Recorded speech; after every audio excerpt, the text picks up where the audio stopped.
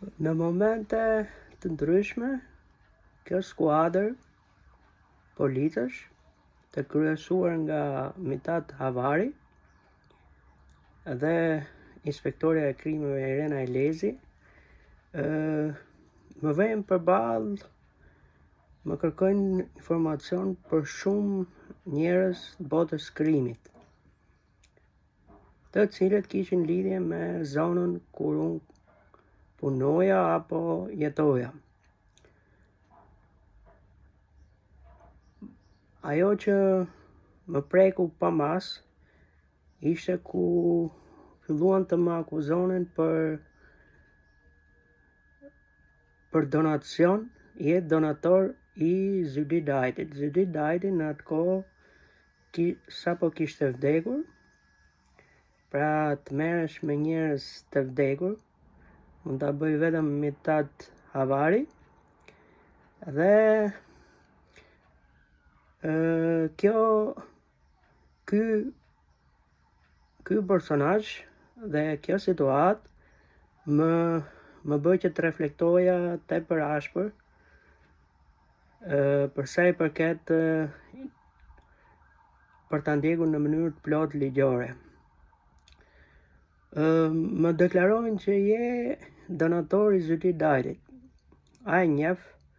Thash unë personin e kam dëgjuar dhe është një drejtues e organizatës Partisë Socialiste.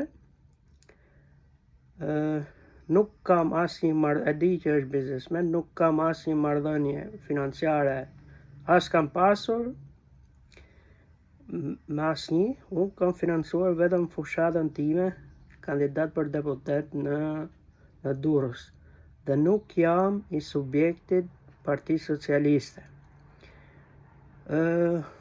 Aty fillojnë të ngrejnë dy gishtat lart edhe më thonë që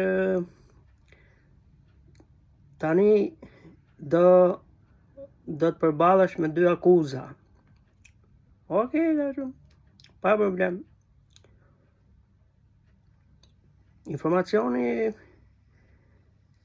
për Zydi Dajtin ishte një informacion shumë fin, jo i rastësishëm, sepse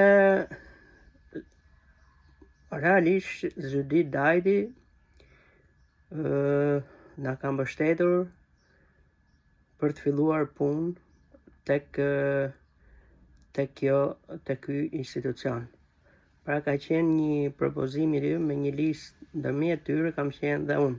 Po jo ndonjë marrëdhënie të veçantë, unë kam qenë tjetër subjekt, thjesht ka qenë një dashamirës edhe si banor zona, lagja apo organizatët që ka qenë. Pra, momenti i tillë më dha shenjë shumë të rëndësishme se ishte një hakmarrje më shumë politike sa merreshin me ngjarjen se çfarë kishte ndodhur. Dhe i rezistova shumë fuqishëm deri në fund, duke dhënë një informacion shumë të saktë.